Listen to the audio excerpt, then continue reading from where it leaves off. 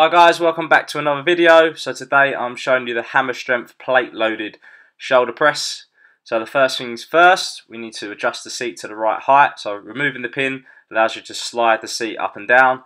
I have mine on level 5, that's the appropriate height for the handles. And then you're placing the pin back in, securing the seat. Now we move on to the exercise itself. When sitting on the seat, either have your legs in front of you, or for me, I have mine wider. This allows me to place my feet on the floor, and this is going to help with drive for the movement if we need to use leg drive. Then take an even grip on the handles, head in the neutral position, and then just press in overhead.